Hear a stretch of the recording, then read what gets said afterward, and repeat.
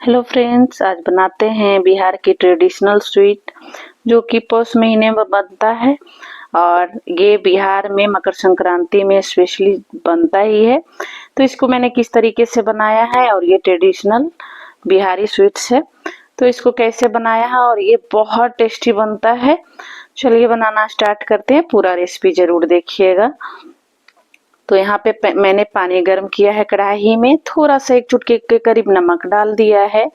नमक डालने के बाद इसमें 1 चम्मच भर के घी डाल देंगे।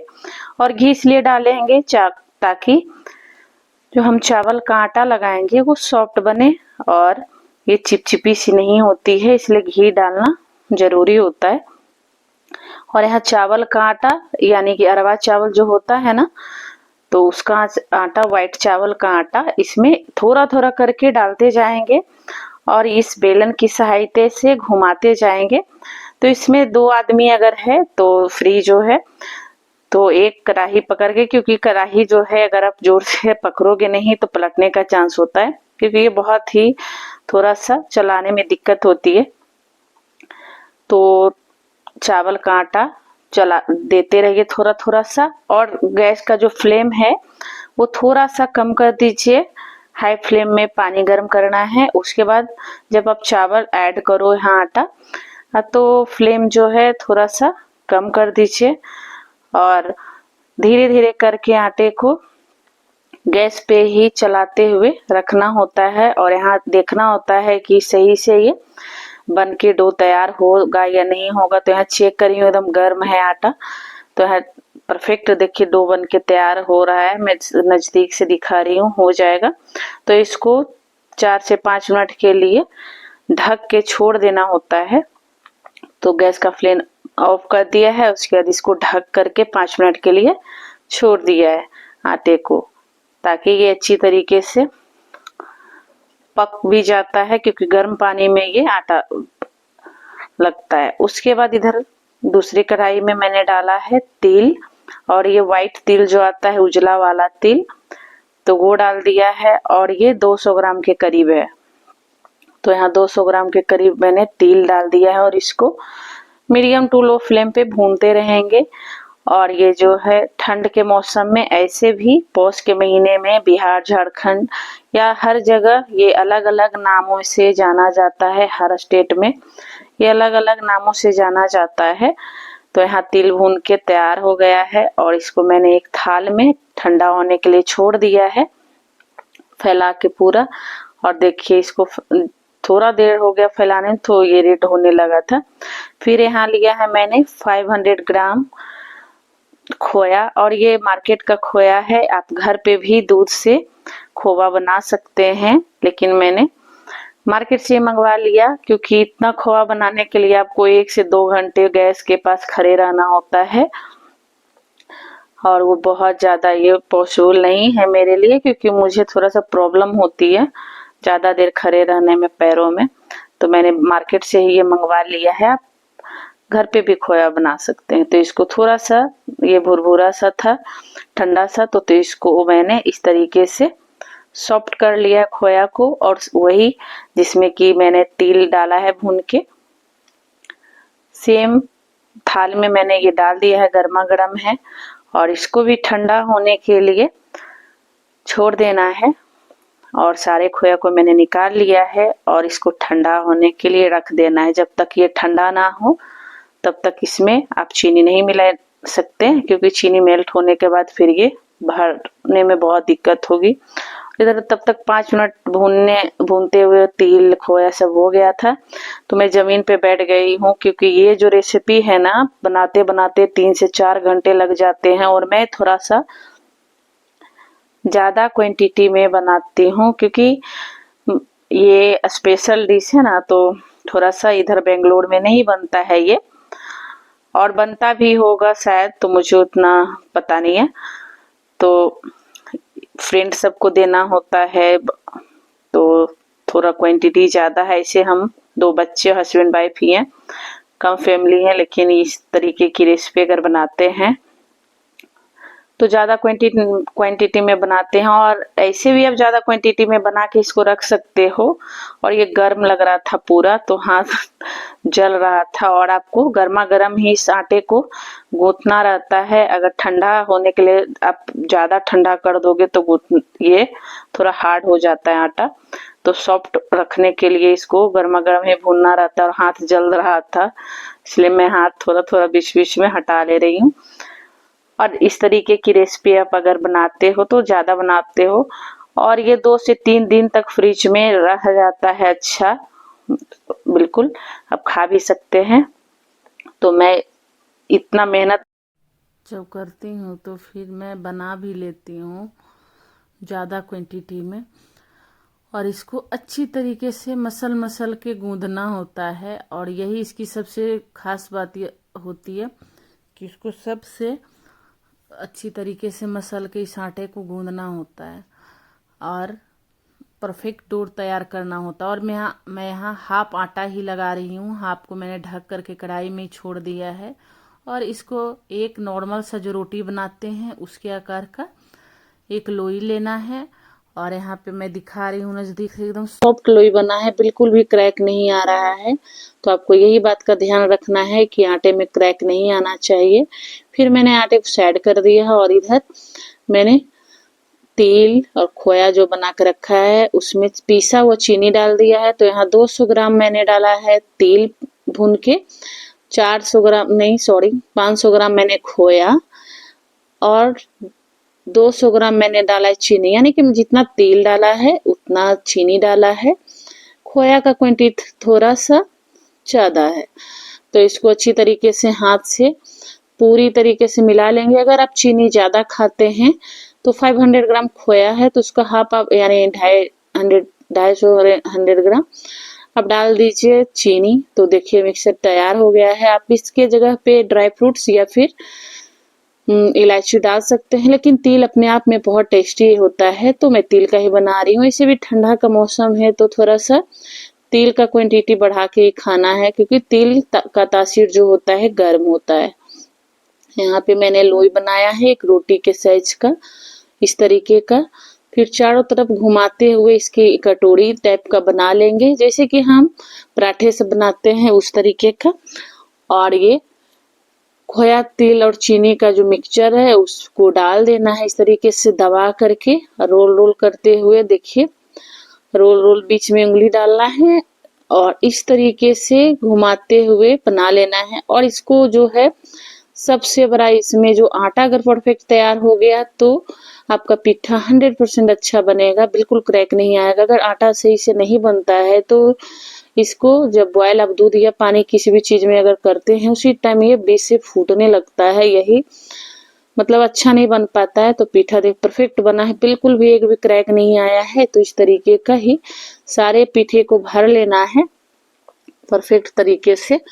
देखिए आप इसका किसी भी तरीके का आकार दे सकते हैं, या मुठिया बना सकते हैं, या फिर मोदक के डिजाइन का जो भी आपको डिजाइन पसंद हो वैसा आप कर सकते हैं। मैं नॉर्मल सा ही बना रही हूँ। और सारे पीठे को भर के इसी तरीके से तैयार करना होता है। और ये बहुत जगह पे अलग अलग राज्यों में अलग अलग नामों से जाना जाता है। तो आप बताना कि आप किस राज्य से देख रहे हो और आपके यहाँ इसे क्या बोला जाता है। और इसके अंदर जो है फिलिंग्स अलग अलग भरा जाता है, कभी कहीं कहीं आलू मटर डाल के बनाया जाता है, और गुड़ जो होता है वो डाल के भी बनाया जाता है, या फिर तीसी जो फ्लैक्स सीड्स होता है वो और गुड़ डाल के बनाया जाता है। बहुत तरीका होता है इसका बनाने का। और इसको स्टीम भी कर सकते हैं, दूध में बॉयल भी कर सकते हैं, या फिर पानी में भी बॉयल कर सकते हैं, तो अपनी मर्जी है। इसको फ्राई भी किया जाता है, तो फ्राई भी बहुत लोग करते हैं। स्टीम करने के बाद कोई फ्राई किया जाता है, सेलो या फिर डीप फ्राई। तो देखिए दूसरा भी बनके तैयार हो गया। इसी तरीके से सारे पीठे को भर लेना है। और इधर गैस ऑन करना है। गैस ऑन करने के बाद इधर कढ़ाई रख देना है, वही कढ़ाई है जो इसमें कि मैंने खोआ को भूना था। और इसमें डाल दिया है मैंने 2.5 लीटर दूध, जिसको मैंने पहले ही गर्म करके और फ्रिज में रखा हुआ था। इसका मलाई मैंने हटा लिया है, साइड रख लिया है, बाद में यूज करूंगी। और पीठा देखिए भर के सब और दूध जैसे ही एक उबाल आए, दूध उबलने के बाद इसमें जितना भी है पीठा, जितना भी इसमें हो सकता है आए, लेकिन थोड़ा कम ही डालना होता है। एक एक करके हल्के हाथों से डालना होता है और सारे पीठे जितना इस दूध में आ जाए उतना ही डालना है। जबरदस्ती करने के चक्कर में ये फटने लगता है, क्योंकि गर्म होने के बाद ये जो है पीठा ये और भी ज़्यादा सॉफ्ट होता है। दूध में बॉयल होने के बाद और सॉफ्ट होता है। तो आप भी अगर पीठा बनाते हो पौष के महीने में, अधिकतर ये मकर संक्रांति के लगभग बनाया जाता है, या फिर पौष जैसे ही आता है हमारे गांव में, हमारे बिहार में, तो 100% ये सबके घर में बनता है। खत्म होते होते एक भी ऐसा घर नहीं रहता है जहाँ की पीठा नहीं जिनके घर में बनता है। लेकिन तरीका अलग होता है और टेस्ट अलग होता है, बनाते अलग अलग तरीके से, उसका फीलिंग जो अंदर का होता है वो अलग अलग भरते। तो जितना भी पीठा इसमें आ सका मैंने डाल दिया है। दूसरी तरफ भी मैंने गैस ऑन कर दिया है, क्योंकि ऐसी चीज़ें बनाने में बहुत ज़्यादा टाइम लगता है और बहुत अकेले करने के चक्कर में तो और लोग थक भी जाते हैं। तो मैंने दोनों गैस ऑन कर दिया है। इधर भी कढ़ाई चढ़ा के इसमें भी दूध मैंने डाल दिया है 1.5 लीटर। तो 2.5 इधर 1.5 इधर, लगभग मेरा 4 लीटर दूध इसको बॉयल करने में ही लगा है। और ये बहुत, सोचिए तो बहुत महंगी मिठाई ये बन के तैयार होती है, हेल्दी सा मिठाई। इसमें तेल बिल्कुल भी नहीं लगता, मसाला बिल्कुल भी नहीं लगता। हमारा ये ट्रेडिशनल स्वीट सी है दूध पीठा। तो इधर एक अच्छा सा बॉयल आने के बाद हल्के हाथों से इसको चलाना होता है नीचे से, ताकि ये नीचे से चिपक नहीं जाए। चावल का आटा थोड़ा सा चिपकने लगता है नीचे से और फट ना जाए।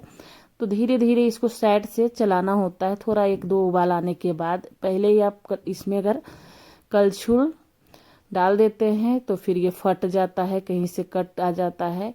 तो इधर भी दूसरी तरफ भी बॉयल हो गया दूध, उसमें भी धीरे धीरे करके एक एक पीठा डाल देंगे। और कुल मिला के बहुत ज़्यादा ही ये दूध पीठा बन के तैयार हुआ था और 2 से 3 दिन इनको खाया जाता है। और पुराने ज़माने में जो है, पुराने ज़माने में इतना ये खोया सब नहीं भरा जाता था। मम्मी लोग बताती है कि दादी लोग हमारी बनाती थी, तो उसको नीचे जो है पुआल वो डाल के फिर उसमें गुड़ भर के चूल्हे पे बनाया जाता था। ट्रेडिशनल हमारा ये स्वीट्स है तो बनाया जाता था। लेकिन अब इसमें भी हर चीज़ ऐड हो गया है। कोई आलू भर के बनाते हैं, कोई गुड़ भर के बनाते हैं, कोई तीसी का ये भर के बनाते हैं, कोई खोया भर के बनाते हैं, वो अपनी मर्जी है। कोई दाल भी भर के बनाते हैं। तो यहाँ पे उबाल आ गया है अच्छा खासा, तो थोड़ा सा फ्लेम ऑफ कर दिया। इधर भी एक उबाल आने के बाद भी इसको भी धीरे से नीचे से चला लेना है। और ये 6 बजे से मैंने स्टार्ट किया था बनाना, बनाते बनाते 10 बज गया था। अकेले बहुत टाइम लगता है। गांव में तो 3-4 लेडीज मिल के ये सब टाइप की चीज़ें बनाया करती है।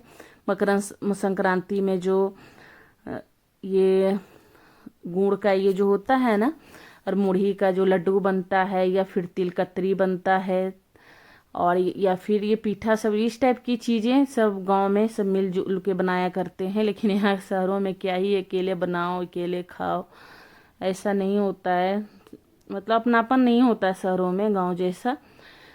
तो यहाँ पे भरते भरते हालत ख़राब हो गया। मैं कभी बैठ के भर रही थी, कभी उठ के भर रही थी, खड़े होके, क्योंकि खड़े होकर भर रही थी, यहाँ भी देखना होता है ना। तो यहाँ बॉयल अच्छा खासा आ गया है और इधर दोनों तरफ अच्छा सा उबाल आ गया है। यहाँ पे मैंने 10-15 इलायची, हरी इलायची, छोटी इलायची को लिया है, उसको कूट लिया दरदरा सा ही।